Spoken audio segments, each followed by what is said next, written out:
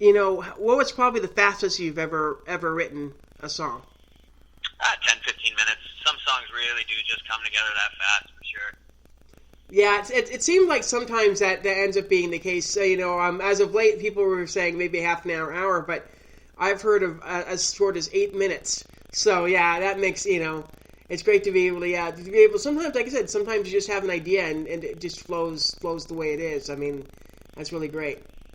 Yeah, I mean, and honestly, it's funny because those songs that I'm thinking of that came together that quick. I mean, the one song is the song that's done the best for us so far, and it's sometimes if it ain't broke, don't fix it.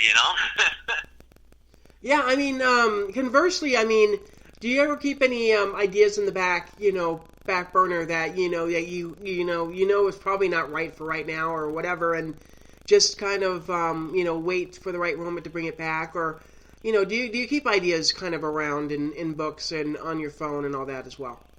Oh, for sure, yeah. There's been lots of times where I've had a cool part, or Dylan's had a cool part, and you don't really know what to do with it, but you like it, you kind of keep track of it. And usually when you really like it, you end up just fiddling around with it and playing it anyway, so your fingers and your mind remember it.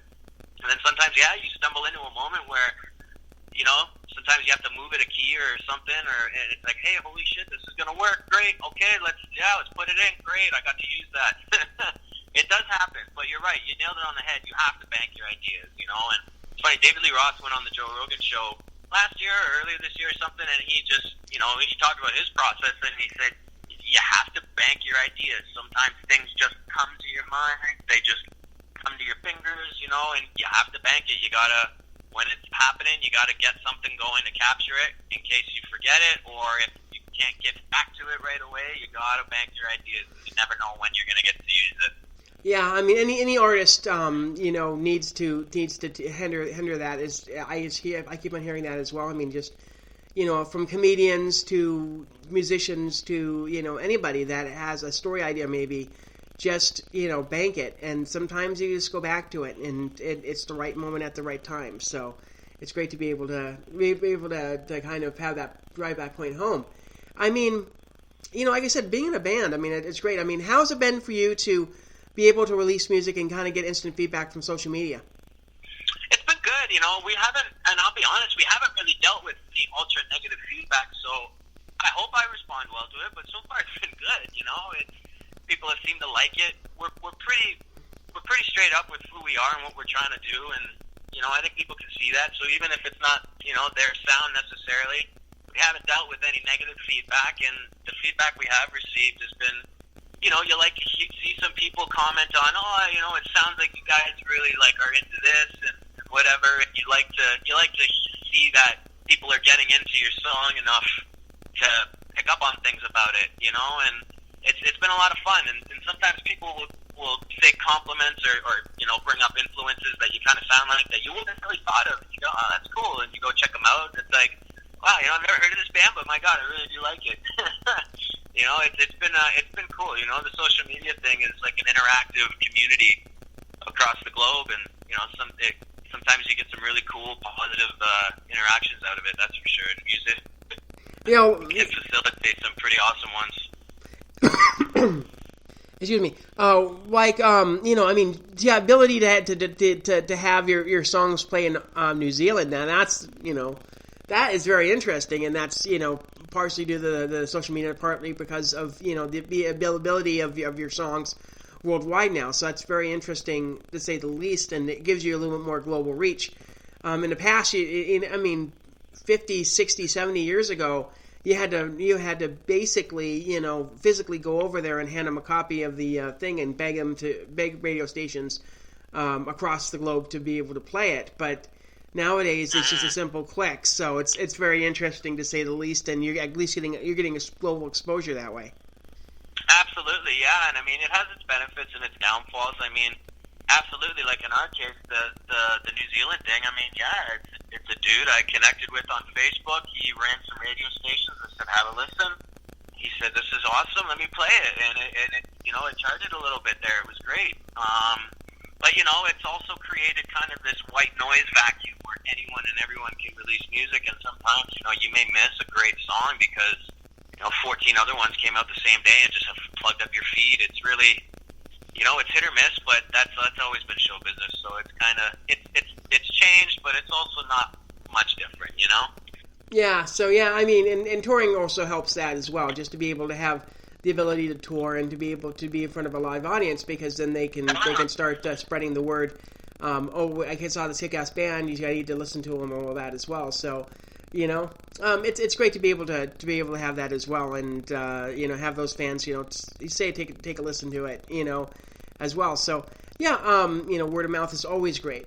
Now, let's talk about what's going on. They said you guys are planning on doing a little bit more touring up in Canada next year, and I think you guys are working on new material, correct? Yep.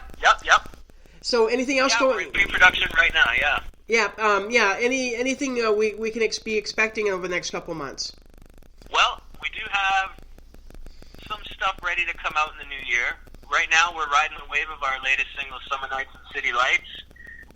It was produced by 5-time Snow Award winner and Grammy-nominated producer songwriter Michael Hansen. He played drums in a band called Glass Tiger back in the '80s, and we did a few songs with him. And "Summer Nights" was the first of the release, and there's a couple more that'll be coming out, and we're looking to come back to the States spring, summer of next year, and we're in pre-pro right now, and we'll be hitting the studio very shortly after releasing the next couple of songs. That's for sure.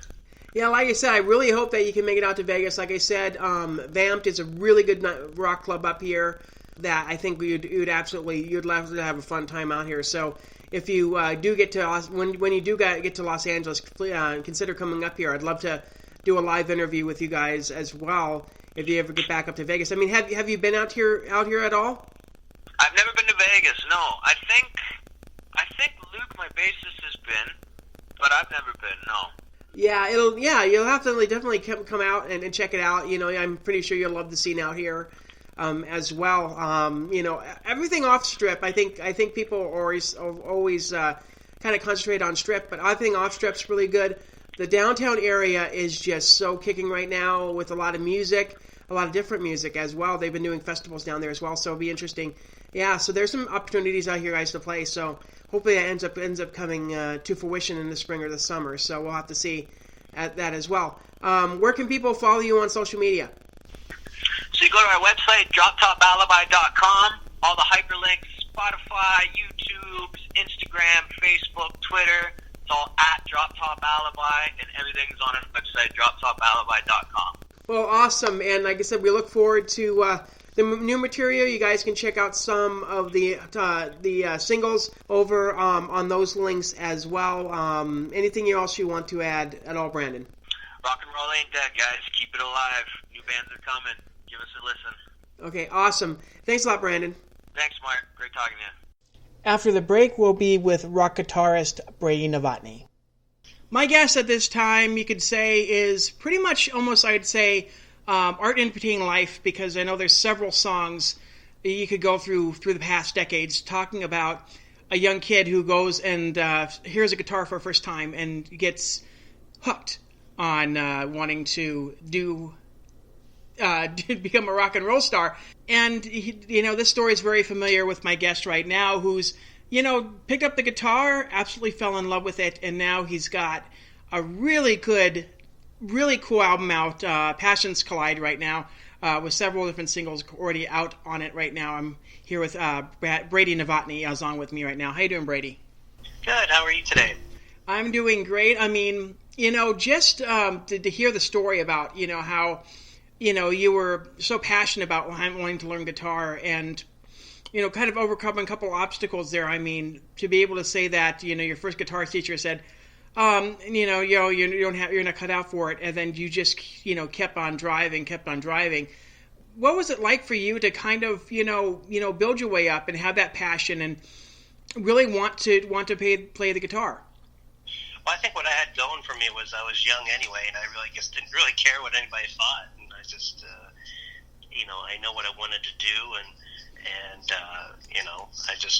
I just figured he wasn't the right guy for me, so I kept on finding, going to other people until I found the right personality fit, I guess. At the time, I didn't know that, but, I just wanted to learn how to play guitar, and, so glad it worked out. So, but yeah, I think I had my age thing going for me at that time.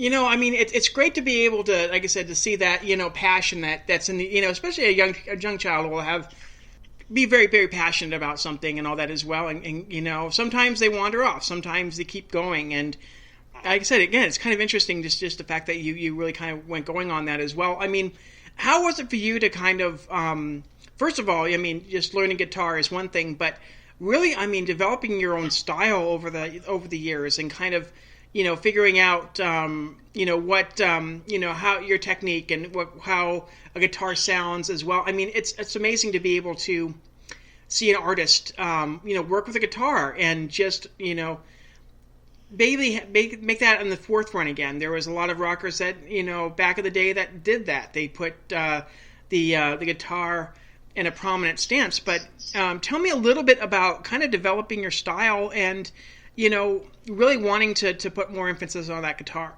Yeah, I just had a passion for the guitar, and even when I listened to music, growing up, people would say, "Do you know what that song's about?" And I would say, "No," but I know the guitar riff.